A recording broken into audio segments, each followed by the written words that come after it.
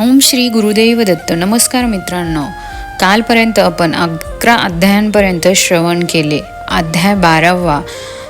जन्मय म्हणाला, हे भगवान, आपण देवीचे पूजन यज्ञ आदी म्हणालात. ती देवी कोणती? तिची उत्पत्ती कोठे व कशी झाली? तिचे गुण कोणकोणते आहेत? तिचा यज्ञ करण्याचा विधी कोणता? हे मुनिवर, त्याचबरोबर या ब्रह्मांडाच्या उत्पत्तीविषयी काही सांगा. कारण आपणास अन्य विद्वानांचे विचारही अवगत आहे. व्यास म्हणाले, हे राजा, आपले प्रश्न कठीण आहेत. ब्रह्मादी देवांची उत्पत्ती सांगणे फारच दुर्गम आहे. प्राचीन काळी मीही असेच प्रश्न नारदांना विचारले. तेव्हा नारदांनी मला जे सांगितले तेच मी तुला सांगतो. मी नारदांना विचारले होते, हे सारे ब्रह्मांड कोणी रचले? कारण कर्त्याशिवाय कार्य संभवत नाही. माझ्या मनात ज्या नाना शंकांनी काहूर उठले आहे त्यावर तर्क करून करून मी भ्रमात पडलो आहे. म्हणून तुम्हीच आता माझ्या या शंकांचे निरसन करा. कपिल मुनीसारख्या सांख्यवादींनी म्हटले आहे की सृष्टी ईश्वर विरहित आहे, ती स्वभावाने उत्पन्न झाली आहे. जेव्हा मी धर्माच्या विचारात पडतो तेव्हा बुद्धी भ्रमात पडते. तरी तुम्ही माझ्या शंकाचे निराकरण करा. अध्याय 13वा. लोकदर्शन. नारद म्हणाले, माझ्या मनातही अशा शंका आल्या होत्या. तेव्हा मी माझे पिता ब्रह्मदेव यांच्याकडे गेलो. त्यांना म्हटले, हे परमतप, जोपर्यंत परमतत्वाचे ज्ञान होत नाही तोपर्यंत मनाला शांती कोठून मिळणार? भ्रमित असे चित्त एकाग्र होणंच शकत नाही. मला कोणाची आराधना करायला पाहिजे? मी तर त्या सर्वेश्वराला जाणू शकलो नाही.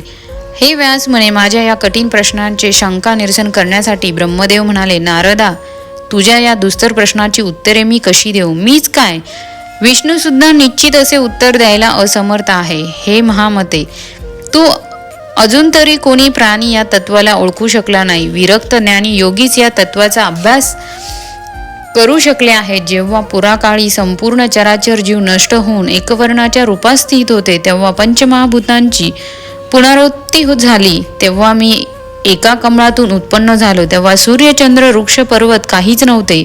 तेव्हा या कमल पुष्पात पहुडलेलो असताना मी विचार करू लागलो की हे कमळ एका वर्णात कोणी उत्पन्न केले? माझे रक्षण कोण कोण करतो आहे? जलाच्या आधाररूप असणारी भूमी तर दिसत नाही, तर मग कमळ कोठून उमगले? कमळाच्या मुळापर्यंत जाऊन पाहिले पाहिजे की चिखल आणि भूमी कोठे आहे. त्यासाठी मी जलात उतरून शोध घेऊ लागलो. तितक्यात आकाशवाणी झाले की तपस्या कर. मी तपश्चर्या करू लागलो. नंतर आकाशवाणी झाले की सृजन कर. मला प्रश्न पडला की कशाचे सृजन करू? तितक्यात मधु, कौठप नावाचे 2 राक्षस माझ्यासमोर येऊन धडकले. म्हणून मी त्यांना भिवून पाण्यात शिरलो. तेव्हा मला एक अत्यंत तेजस्वी पुरुष दृष्टीत पडला. तो शेषशय्येवर युगनिद्रित पहुडलेला होता. त्यामुळे मला त्याच्याशी काहीच बोलता येईना. म्हणून मग मी त्याच्या निद्रास्वरूपिणी देवीचे स्मरण केले आणि तिची स्तुती केली. त्यामुळे ती प्रसन्न झाली आणि भगवान विष्णूच्या शरीरातून निघून आकाशात गेली. नंतर विष्णू भगवान उठून बसले. मी त्यांना विनंती केल्यामुळे त्यांनी त्या 2 दैत्यांचा नाश केला. नंतर मी, विष्णू तसेच शिव अशा तिघांनी त्या आकाशस्थ देवीचे दर्शन घेतले, तिची स्तुती केली. त्यामुळे तिने आपल्या कृपापूर्ण नेत्रांनी आमच्याकडे पाहिले आणि आम्हा तिघांना आपापली कार्य करण्यास सांगितली. ब्रह्मदेव म्हणाले, हे देवी सुखदायिनी, आम्ही तर सृष्टी करण्यास समर्थ नाही. सगळीकडे पाणीच पाणी आहे, कोठेच भूमी दिसत नाही. मग अशा परिस्थितीत सृष्टी कशी करावी? तसेच पंचमहाभूते, गुण तसेच इंद्रिये नाहीत. हे ऐकून देवी भगवतीने स्मित हास्य केले. आकाशातून एक सुंदर विमान तेथे आले. तेव्हा आम्हा तिघांना त्या विमानात बसण्याचा आदेश दिला आणि आम्ही बसल्यानंतर देवीने आपल्या शक्तीने विमान आकाशात प्रेरित केले. अध्याय 14. मनोवेगाने उडणारे हे विमान जेथे पोहोचले ते स्थान जलरहित होते. ते स्थान पाहून आम्ही तिघे विस्मित झालो. तेथे वन, भूमी, उपवन सर्व सुंदर होते. तेथे स्त्री, पुरुष, पशु, नद्या, विहिरी, सरोवरे, झरे इत्यादी सर्व काही होते. अशा त्या सुंदर नगराला पाहून आम्ही तिघे मनात समजलो की हाच तो स्वर्ग असावा. तितक्यात देवी अंबिका आमच्या विमानात विराजमान असलेली आम्ही पाहिली. वायुवेगाने आता आमचे विमान उडत आकाशमार्गाने एका अन्य मनोहर प्रदेशात जाऊन पोहोचले. तेथे आम्हाला नंदनवन दिसले. तेथे परिजात वृक्षाच्या छायेत सुरभी धेनू उभी होती. 4 दंत असलेला हत्ती होता. मेनका अप्सरा तेथे विहार करीत होत्या. तेथे शेकडो गंधर्व, यक्ष आणि विद्याधरांचे समूह मंदार वृक्षाच्या वाटिकांमधून गाताना दिसत होते. तेथे इंद्राणीसहित इंद्र पण आम्ही पाहिला. आमचे विमान आता पुढे गेले. मग आम्ही सर्व देव ज्याला नमस्कार करतात त्या ब्रह्मलोकी पोहोचलो. तेथे ब्रह्मदेवाच्या सभेत सर्वांगयुक्त असे 4ही वेद मूर्त स्वरूपात आम्ही पाहिले. मला प्रश्न पडला, हा कोण बरे सनातन ब्रह्मा? माझे यांच्याशी काय प्रयोजन आहे? अशा शंकांनी भ्रमित झालो असतानाच आमचे विमान कैलास शिखरावर जाऊन पोचले. तेथे यक्षगण होते. तेथे शंकर बैलावर आरूढ झालेले आम्ही पाहिले. त्यांच्याचबरोबर त्यांचे 2 पुत्र गजानन, क्षणाशन होते. तसेच ब्राह्मी, वैष्णवी आदी 7 मातृकाही होत्या. नंतर विमान वैकुंठाला गेले. तेथे श्यामवर्णी विष्णू होते. ते गरुडावर आरूढ झाले होते. लक्ष्मीही तेथे मौन अशी बसलेली आम्ही पाहिली. वायुवेगाने आमचे विमान निघाले. ते आता अमृत सिंधूच्या तटी जाऊन पोहोचले. तेथील पाणी मधुर होते. तेथे चित्रांनी सुसज्ज अशी भवने होती. अशोक, चमेली, केतकी असे वृक्ष तेथे होते. मनमोहक सुगंध तेथे सर्वत्र पसरला होता. इंद्रधनुष्याच्या सर्व रंगांच्या छटा असलेल्या वस्त्रांनी युक्त असे भवन पाहिले आणि तेथे श्रेष्ठ आसनावर बसलेली एक देवी पाहिली. तिचे तेज कोट्यावधी लक्ष्मीच्याहूनही अधिक होते. तिची दीप्ती सूर्याहूनही अधिक होती. ती सुस्मित अशी बसलेली असून तिचे हात वर, पाश, अंकुश इत्यादी शस्त्रांनी युक्त होते. आम्ही अशी सुंदर आणि इतकी तेजेची स्त्री कधी पाहिली नव्हती. ती अरुणवर्णा, करुणमूर्ती, नवयैवना कुमारी भवानी होती. विविध आभूषांनी व स्वर्ण किरीटाने ती विभूषित होती. भुवनेश्वर नावाचा जप तेथे चालला होता. ती भगवती षडकोन यंत्राच्या मध्यभागी प्रतिष्ठित होती. तिला पाहून आम्हाला कळेना की ही कोणती देवी आहे, पण श्री विष्णूंनी आपल्या अनुभवी नेत्रांनी जाणून आम्हाला सांगितले की ही अंबा आहे. हीच वेदगर्भा, विशालशाली आदी सर्व देवांची आदी रूपा ईश्वरी आहे. आता ती सर्व बीजमयी स्वरूपात सुशोभित आहेत. आपण मोठे भाग्यवान आहोत, म्हणूनच आम्ही या साक्षात भगवतीचे दर्शन घेऊ शकलो. आपण पूर्वी केलेल्या तपाच्या साह्यानेच केवळ हे श्रेष्ठ दर्शन घेऊ शकलो. मलाही आठवले, हीच माझी जननी होय. अध्याय 15. देवी स्तोत्र. शिव ब्रह्माद्वारा स्तुती. ब्रह्मदेव म्हणाले, श्री विष्णूंनी मग पुन्हा पुन्हा प्रणाम करीत आम्हाला म्हटले, चला आपण आता निर्भयपणे हिच्याजवळ जाऊन स्तुती करायला हवी. मग आम्ही तिघे तिच्यात स्वतःला विसरून जाऊन तिची मुक्त मनाने स्तुती गायली. देवी प्रसन्न हो सुस्मित मुखाने आम्हाकडे कृपादृष्टीने पाहू लागली. तेव्हा नारद तेथे देवीच्या चरणकमलापाशी असलेल्या नखरूपी दर्पणात मी जे अद्भुत दृश्य पाहिले ते तुला सांगतो. त्यात सर्व विश्व होते. आम्ही ते विस्मित होऊन पाहिले. मग भगवान विष्णू म्हणाले, प्रकृती देवी, विधाधात्री देवी, तुला माझा नमस्कार असो. कल्याणी, कामदा, वृद्धी तसेच सिद्धरूपिणी भगवती, तुला माझा नमस्कार असो. सच्चिदानंद स्वरूपिणी, विश्वयोगिनी, रूपधारिणी नमस्कार असो. या सत अमृत रूपी विश्वाचा विस्तार करून त्या चैतन पुरुषाच्या उपयोगासाठी तू द्रष्टा होतेस. तुला 16 तत्व आणि महादिदी 7 तत्वांच्या रूपात परावर्तित झालेली पाहून वाटते की तुझी संपूर्ण क्रीडा एक इंद्रजलच असावे. ब्रह्मा महेश असेच मी तुझ्यावर प्रभावाने उत्पन्न झालो आहोत. आम्ही जेथे नित्य नाहीत तर इंद्रादी देवगणांचे नित्य असणे कसे संभव आहे? खरोखरच तू सर्वांची माता, नित्य आणि पुराण प्रकृती आहेस. तूच बुद्धिमानाची बुद्धी आणि बलवानांची शक्ती आहेस. तूच कीर्ती, कांती, कमला, निर्मला, दृष्टीरूपा आणि मनुष्यांना मुक्ती प्रदान करणारी आहेस. वेदांची प्रथम गायत्री तूच आहेस. स्वदा, सगुणा आणि अर्धमात्रा ही तूच आहेस.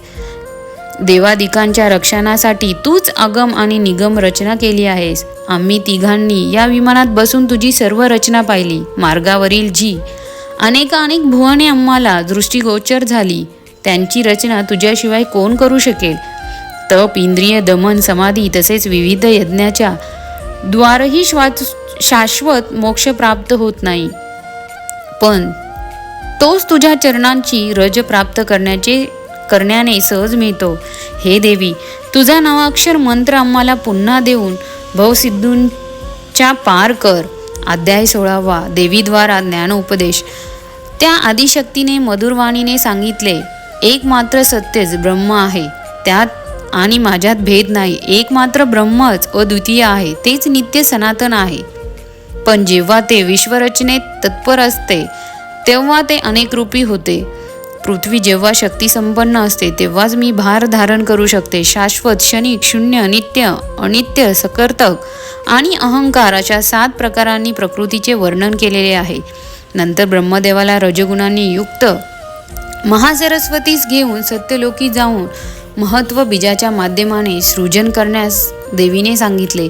वाङ्बीज, कामराज आणि मायाबीज युक्त 3 अक्षरांचा भुवनेश्वरी मंत्र विष्णूला लक्ष्मीसह दिला. त्रैक्षर मंत्र ओंकारासह शिवाला देऊन मनोहर महाकाली गौरीसह कैलास पर्वतावरची रचना करण्यास सांगितले. नारद म्हणाले, ब्रह्मदेवांनी मला असे सांगितले की देवीने अशा प्रकारे सर्व सांगून माझे आणि सनातन परमात्मा देवाचे सदा स्मरण करा असा उपदेश केला आणि तेथून आम्हाला निरोप दिला. अध्याय 17 सत्यव्रताची कथा आणि सारस्वत बीजमंत्राचे महत्त्व. व्यासांनी जन्मयला सांगितले, हे राजा, मी तीर्थयात्रा करीत एकदा नैमिष्य अरण्यात जाऊन पोहोचलो. तेथे एका आश्रमात गेलो असता मला तेथे बरेच मुनिजन एकत्र बसलेले दिसले. म्हणून मग मी तेथे गेलो आणि सर्व मुनींना प्रणिपात करून तेथे बसलो आणि तेथे चाललेला वार्तालाप ऐकू लागलो. जगज्जननी जमदग्री मुनी म्हणाले, हे मुनिवरांनो, माझ्या मनात एक शंका आहे. मी येथे सांगतो म्हणजे कोणाकडून तरी तिचे निरसन होईल. सर्व देवात कोणता देव आराधना करण्यास योग्य आहे, जो अभिष्ट फल देण्यास समर्थ आहे? हे मुनिवर, अशी कोणती देवता आहे की जे सुगमतेने प्रसन्न होते? प्रश्न ऐकताच महर्षी लोमेश म्हणाले, पराशक्ती आदिशक्तीची उपासना करावी. एक कथा ऐका. केवळ अक्षर उच्चाराने ज्याला सिद्धी प्राप्त झाली अशा एका ब्राह्मणाची कथा मी सांगतो. कौशल देशात देवदत्त नावाचा एक ब्राह्मण होता. त्याला मुलगा नसल्यामुळे त्याने एकदा पुत्रेष्टियज्ञ विधिपूर्वक केला. त्यावेळी महर्षी गोभिल सामदेव गाऊ लागले, परंतु त्यांना दम लागल्याने त्यांना स्वर जरा बेसूर झाला. तेव्हा देवदत्त रागावला. तो म्हणाला, मी पुत्रप्राप्तीसाठी हा यज्ञ केला होता, तुम्ही स्वरभंग करून टाकला. देवदत्ताने हे रागाचे बोलणे ऐकून गोभिल हेही क्रुद्ध झाले. त्यांनी देवदत्ताला शाप दिला की तुला जो मुलगा होईल तो मूर्ख मठ्ठ मुका होईल. कारण सर्व प्राणी श्वास घेतात सोडतात. श्वास रोखून धरणे अत्यंत कठीण काम असते. श्वास रोखला न गेल्यामुळे स्वरभंग झाला, यात माझा काही अपराध नाही. गोभिलांची शापिलवाणी ऐकून देवदत्त भयभीत आणि दुःखी झाला. त्याने करुण मारणीने म्हटले, हे विपेंद्र, आपण माझ्यावर दया करा. वेदयज्ञ विद्वानांचे म्हणणे आहे की मूर्ख मुलगा असण्यापेक्षा निपुत्रिक असलेले बरे. तसेच ब्राह्मणाने मूर्ख असणे म्हणजे आणखीच वाईट. तरी आपण माझ्यावर दया करा. आपणापाशी मला व माझ्या मुलाला वाचवण्याची शक्ती आहे. मी आपले पाय धरतो. त्यांचे हे दिनवाणे बोलणे ऐकून गोभिल मुनी शांत झाले आणि त्यांनी त्याला उशाप दिला की तुझा मुलगा मूर्ख असला तरी विद्वान होईल. नंतर काही दिवसांनी देवदत्ताला मुलगा झाला, पण तो मूर्ख मुका असाच होता. 12 वर्ष गुरुगृही राहूनही तो शहाणा झाला नाही. तो मुलगा म्हणजे उथय्य सर्वांकडून तसेच आईवडिलांकडून तिरस्कार मिळत गेल्याने विरागी बनला आणि घर सोडून तो वनात जाऊन राहू लागला. लोमेश मुनी म्हणाले, जमदग्री उथय्य इतका मूर्ख होता की त्याला बाकी सर्व तर राहोच, पण स्नान, संध्या, आचमन या साध्या गोष्टीही येत नव्हत्या. फक्त तो सदैव सत्याने वागत आला होता. खोट्याची त्याला चीड असे. एकदा एक बाण लागलेला शुकोर त्याच्या आश्रमात आला असता तो त्याला ए म्हणाला. या बीजमंत्राच्या नकळत उच्चाराने देवी भगवती प्रसन्न झाली आणि त्याच्या मनी दुर्लभ ब्रह्मविद्या निवास करू लागली आणि हा सत्यव्रत वाल्मिकीप्रमाणे मोठा कवी झाला. त्याने व्यादाला एका श्लोकात सांगितले, पाहणारा नेत्र बोलू शकत नाही आणि बोलणारी वाणी पाहू शकत नाही. तू मला एकच गोष्ट पुन्हा का विचारतोस? व्याद तेथून निघून गेला. पुढे सत्यव्रत फार मोठा कवी झाला आणि पुढे त्याचा सर्वांकडून गौरव झाला. म्हणून ह्या परमशक्ती भगवतीचे सदा ध्यान करावे. अध्याय 18 अंबा यज्ञविधी. राजा जनमय म्हणाला, हे ब्राह्मण, आपण मला देवी यज्ञाचा विधी सांगा. व्यास म्हणाले, हे राजन, देवी यज्ञाचे अनुश्रमाप्रमाणे 3 प्रकार असतात. एक सात्विकी, दुसरा राजसी आणि तिसरा तामसी. त्यापैकी ऋषीमुनींसाठी सात्विकी, राजासाठी राजसी, तसेच राक्षसांसाठी तामसी यज्ञ करायचा असतो. ज्ञानी लोकांसाठी निर्गुण यज्ञ, तसेच वैरागी लोकांसाठी ज्ञान यज्ञ सांगितला आहे. ज्या यज्ञात देश, काल, द्रव्य, मंत्र, ब्राह्मण सर्व श्रेष्ठ असतील, यजमानही सात्विक श्रद्धेने परिपूर्ण असा असेल, तेव्हा तो यज्ञ सात्विकी यज्ञ म्हटला जातो. तसेच यज्ञात द्रव्यशुद्धी, क्रियाशुद्धी आणि मंत्रशुद्धी असेल तर फलप्राप्ती होते. अन्यायाने मिळालेले किंवा अपहाराने केलेले धन असेल तर असे धन वापरलेला यज्ञ इहलोक आणि परलोक दोन्ही ठिकाणी यशहीन आणि फलहीन असा होतो. म्हणून न्यायाने मिळवलेल्या धनाद्वारेच पुण्यकर्म केले तर इहलोक तसेच परलोक दोन्ही ठिकाणी सुख प्राप्त होते. उदाहरणार्थ द्यायचे झाले तर पांडवांनी राजसूय यज्ञ केला आणि प्रचूर दक्षिणा देऊन तो पूर्ण केला. त्यात श्रीकृष्ण, भारद्वाज इत्यादी थोर व्यक्तींनी भाग घेतला होता. परंतु त्याच्या या यज्ञात निश्चितच काही व्यतिकर्म केले गेले असेल, त्यामुळे त्यांनाही वनवासादी दुःख भोगण्याची पाळी आली. हे राजन, सात्विक यज्ञ दुर्बल आहे, कारण तो महायज्ञ वानप्रस्थाश्रमासाठीच विहित मानला गेलेला आहे. हे जे तपस्वी न्यायाने मिळालेले धन खर्चून वन्य, फल, मूल आणि ऋषींच्या मदतीने श्रद्धेने यज्ञ करतात, अशा यज्ञांना सात्विक यज्ञ म्हणतात. ज्या यज्ञात अत्याधिक धन व्यय केले जाते आणि अभिमानपूर्वक सर्व विधी केले जातात, अशा यज्ञांना राजसी म्हणतात. दानवांसाठी तामसी यज्ञ सांगितले आहे. जर मोक्षाची आकांक्षा ठेवणाऱ्या ऋषीमुनींसाठी मानस यज्ञ सांगितला आहे. सर्व यज्ञास हा श्रेष्ठ यज्ञ होय. या यज्ञेसाठी प्रथम मनशुद्धी करायला हवी, कारण मनशुद्धीमुळे आपोआपच शरीर शुद्धी होते, यात संशय नाही. नंतर इंद्रियाच्या विषयांचा योग्य प्रकारे त्याग करावा, मगच मनुष्य हा मानस यज्ञ करण्याला योग्य बनतो. नंतर मंडप, यज्ञवेदी, अग्निस्थापना, ब्राह्मणांना पाचारण, त्याचे यथाविधी पूजन या सर्व गोष्टी आपल्याला मनातले मनात कल्पनेने कराव्या लागतात. नंतर प्राण, अपान, ध्यान, समान आणि उदान वायूंची मानसिक कल्पना करून त्यांना विधिवत मन कल्पित वेदीवर अधिष्ठित करावे. त्या पंचवाईत प्राणवायूला ग्राह्यपत्य अग्नीच्या रूपात कल्पनेने पाहावे. अपानाला हवनीय अग्नी, व्यानाला दक्षिणाग्नी, समदानाला आवश्यक अग्नी, उदानाला सम्य अग्नीच्या रूपात पाहावे. असा हा पंचांगी परमोत्कृष्ट आहे. पवित्र यज्ञ सामग्री सुद्धा यात कल्पनेनेच अधिष्ठ केली जाते. यजमान मनच असते.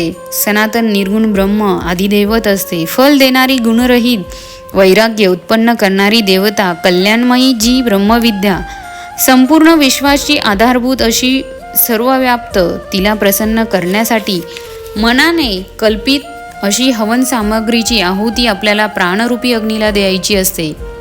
अशा या मानसिक हवनानंतर मनाला विषयापासून पृथक ठेवून कुंडलिनाच्या मुखमार्गाने सूक्ष्म रंध्रातून त्या प्राणाग्नीचा शाश्वत अग्नीत होम करावा.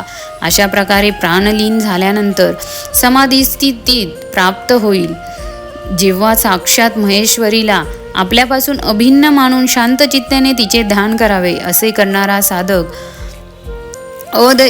अदैवताचा अनुभव करतो आणि भगवती शिवाचे दर्शन प्राप्त करतो. तो ब्रह्मज्ञानी होतो. मग त्याचे मायादिक विषय आणि कर्म दग्ध होऊन नंतर जीवित राहतो. हे फक्त प्रारब्ध शिल्लक राहते. नंतर तो लवकरच जीवनमुक्त होतो. नेहमी जगदंबेचे भजन करणारा कृत्य होतो. म्हणून गुरुने सांगितल्याप्रमाणे भगवतीचे ध्यान, श्रवण आणि मनन करणे श्रेयस्कर आहे. असा हा मानस यज्ञ मोक्षदाता असतो. इतर सर्व यज्ञ नष्ट होणारे असतात. म्हणून हे नृपश्रेष्ठा, तू असा हा भगवान विष्णूने केलेला यज्ञ कर. त्याच्या फलाने तुझे पिता. अध्याय 19 देवी यज्ञाचे अनुष्ठान. राजा जनमय म्हणाला, भगवान विष्णूने हा यज्ञ कशा प्रकारे केला हे ऐकून मीही तसाच यज्ञ करू. व्यास म्हणाले, हे राजन ऐक. जेव्हा देवीने ब्रह्मा, विष्णू आणि रुद्राला निरनिराळ्या शक्ती देऊन त्यांना निरोप दिला, तेव्हा ते तिघे पुन्हा आपल्या महासागरावर आले. तेथे त्यांनी पृथ्वीची उत्पत्ती करून स्वतःची निवासस्थाने स्थापन केली. देवीने पृथ्वीला अचल आधार शक्ती दिल्यामुळे तिचे धरा हे नाव रूढ झाले. पुढे मही पृथ्वी ही नावानेही ती रूढ झाली. तिच्यावर अनेक योजन विस्तार असलेल्या सुमेरू पर्वताची उत्पत्ती केली गेली. त्याचे शिखर मणिमय आहे. मरीची, नारद, अत्री, पुलस्तव, पुलह, ऋतू, दक्ष आणि वशिष्ठ हे ब्रह्मदेवाचे प्रसिद्ध पुत्र झाले. मरीचा पुत्र कश्यप होता आणि दक्षला 13 कन्या झाल्या. त्या कन्यांपासून अनेक देव आणि दैत्य उत्पन्न झाले. कश्यपाने जी सृष्टी तयार केली त्यात मनुष्य, पशु, सर्प इत्यादी अनेक प्राणी होते. ब्रह्मदेवाच्या देहाच्या दक्षिणेकडे स्वयंभू मनु आणि डाव्या बाजूकडे शतरूप नावाच्या स्त्रीची उत्पत्ती झाली. त्या शतरूपाला प्रियव्रत आणि उत्पानपात असे 2 पुत्र आणि 3 कन्या झाल्या. अशा प्रकारे सुमेरू पर्वतावर ब्रह्मदेवाने मनोहर ब्रह्मलोकाची रचना केली. विष्णूने सर्व लोकांपेक्षा उच्च अशा ठिकाणी सुरम्य आणि श्रेष्ठ अशा वैकुंठ स्थापन केले. शिवाने कैलासावर आपले निवासस्थान बनविले. विविध रत्नांनी सुशोभित अशा एका मेरू शिखरावर इंद्राच्या निवासस्थानाची स्वर्गाची रचना केली गेली. मग एकदा जेव्हा समुद्र मंथन केले तेव्हा त्यातून 14 रत्ने काढली. अशा प्रकारे देव, मनुष्य, पशु इत्यादी 3 प्रकारची सृष्टी निर्माण केली गेली. तसेच अंडज, स्वदेश, उद्भिज आणि जरायुज अशा प्रकारांनी देहधारी उत्पन्न केले गेले. नंतर ब्रह्मा, विष्णू, रुद्र आपापल्या निवासस्थानी जाऊन राहिले. भगवान विष्णूंना तेथे गेल्यानंतर आपण पाहिलेल्या मणिद्वीपाचे स्मरण झाले. तसेच महामायेने दिलेले दर्शन आठवले आणि तिने दिलेला शुभमंत्रही आठवला. म्हणून मग त्यांनी अंबिका यज्ञ करण्याचा विचार केला. शिव, ब्रह्मा, वरुण, इंद्र, कुबेर, पावक, यम, वशिष्ठ, कश्यप, दक्ष, वामदेव आणि बृहस्पती यांना यज्ञासाठी निमंत्रण दिले. यज्ञासाठी सामुग्री एकत्र केली गेली. शिल्पीकडून मंडप बनविला गेला. श्रेष्ठ व्रती अशा 27 ऋषीजनांना पाचारण केले. नंतर चैत्य आणि विशद देवांची रचना केली गेली.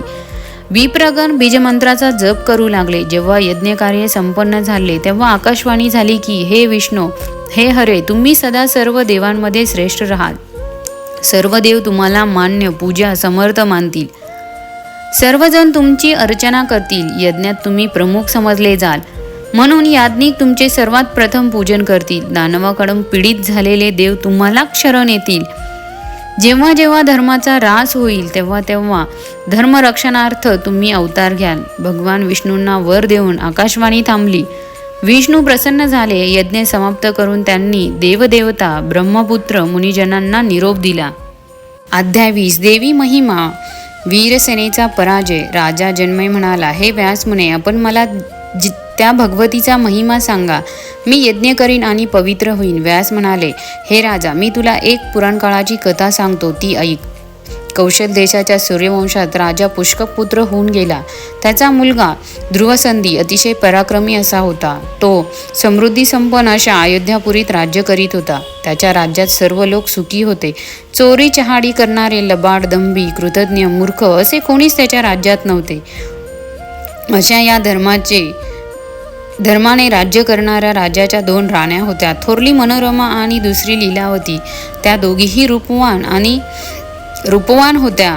मनोरमेचा मुलगा सुदर्शन आणि त्याच्याहून 1 महिन्याने लहान असा लीलावतीचा मुलगा शत्रुजित होता. हे दोघे विनयशील होते. एकदा राजा ध्रुवसंधी शिकारीसाठी वनात गेला असता सिंहाशी सामना झाला आणि त्यातच राजाला वीर मृत्यू आला. राजाच्या मृत्यूची वार्ता ऐकून सर्वांना दुःख झाले. नंतर प्रजाजन, मंत्री, महामुनी, वशिष्ठ या सर्वांनी मिळून ठरवले की राजाचा मोठा मुलगा सुदर्शन याला राज्यावर बसवायचे. हा निर्णय घेतलेला ऐकून उज्जैनीचा राजा युधाजित तेथे आला. लीलावतीच्या मुलासाठी म्हणजे त्याच्या नातवासाठी तेथे आला. त्याच्या मनात सुदर्शनाऐवजी आपला नातू शत्रुजित याला राज्य मिळावे असे होते. पण त्याच्या येण्याची वार्ता समजता सुदर्शनाचे आजोबा कलिंगाधिपती राजा वीरसेन आपल्या नातवांचे कल्याण करण्यासाठी तेथे आले. दोघा राज्यात वाद निर्माण झाला.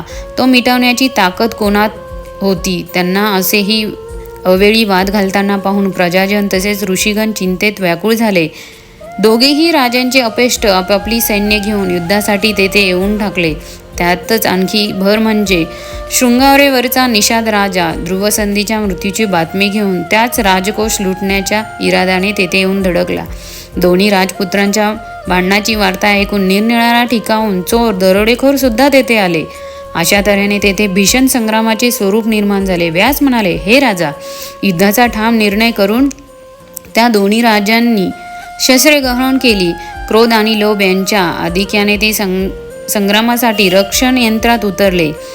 राजा युधाजिताने धनुष्यबाण हाती घेतले. मग क्षात्रधर्माचे पालन करणारा इंद्रप्रमाणे तेजस्वी व शूर असा राजा वीरसेनेनेही त्याचा प्रतिकार करण्यासाठी रणक्षेत्रात पदार्पण करता झाला. त्या भयंकर संग्रामात राजा युधाजिताने आपल्या तीक्ष्ण आणि अत्यंत दारुण अशा बाणांनी राजा वीरसेनेचा वध केला. वीरसेनाचे मस्तक धडापासून कापले जाऊन राजा जमिनीवर पडला आणि त्याची सेना त्याची ही अवस्था पाहून भयभीत होऊन सैरावैर पळू लागली. मनोरमेला जेव्हा आपल्या वडिलांच्या मृत्यूची वार्ता समजली तेव्हा ती अत्यंत दुःखी झाली. त्याहून ती आपल्या शत्रूच्या भयाने जास्तीच दुःखी झाली. तिच्या मनात विचार आला की राज्यलोभाने पायी आपला युधाजित माझ्या मुलाची हत्या करायलाही मागे पुढे बघणार नाही. माझे वडील या युद्धात मारले गेलेत. आता मी काय करू, कोठे जाऊ? दैवयोगाने कसले घोर संकट माझ्यासमोर येऊन धडकले आहे. देवाधीन असले तरी कार्यसिद्धी नेहमी संभवते. म्हणून मला आता पुत्र रक्षणार्थ काहीतरी उपाय शोधायला पाहिजे. मग तिने चटकन आपला एका चतुर्मंत्री विद्दल याला गुपचूप बोलावलेला पाठवले. तो आल्यावर ती म्हणाली, आपण जाणताच आहात मी कोणत्या संकटात पडले आहे. माझा मुलगा अजून लहान आहे. युधाजित अत्यंत बलवान आणि दृष्ट आहे. तेव्हा मी काय करावे म्हणजे मी माझ्या मुलाचे रक्षण तरी करू शकेन. विद्वल म्हणाला, राणी सरकार, आपण वेळ न घालवता या बालकासह वनात जाऊन राहा आणि मग तेथून काशीला जा. राणी मनोरमेने चटकन जाण्याचा निर्णय घेतला आणि ती लीलावतीजवळ जाऊन म्हणाली, हे सुलोचने, मी आपल्या पित्याच्या दर्शनासाठी जाते आहे. नंतर विद्वल आणि आपली एक दासी यांना बरोबर घेऊन मुलासह तेथून निघून नगराबाहेर गेली. भयभीत झालेली आणि दुःखी अशी ती राणी भारद्वाज आश्रमात पोहोचली. तेथे तपस्वी मुनींना पाहून तिचे भय थोडेसे कमी झाले. तिला पाहून मुनींनी विचारले, हे सुस्मिते, आपण कोण आहात? कोणाची भार्या आहात? आपल्यावर कोणते संकट आले आहेत? सर्व काही सांगा. विद्वलाने तिची सर्व खरी माहिती मुनिवरांना सांगितली. तेव्हा ते म्हणाले, हे कल्याणी, तू प्रथम भय सोडून दे आणि आश्रमात राहून तू आपल्या मुलाचे पालन कर. येथे तुला कशाचीही भय वाटण्याचे कारण नाही. मुनिवरांचे हे धीराचे शब्द ऐकून ती निर्भय मनाने तेथे एका कुटीमध्ये राहू लागली. मित्रांनो, चॅनलवर जर नवीन असाल तर सबस्क्राईब करायला विसरू नका.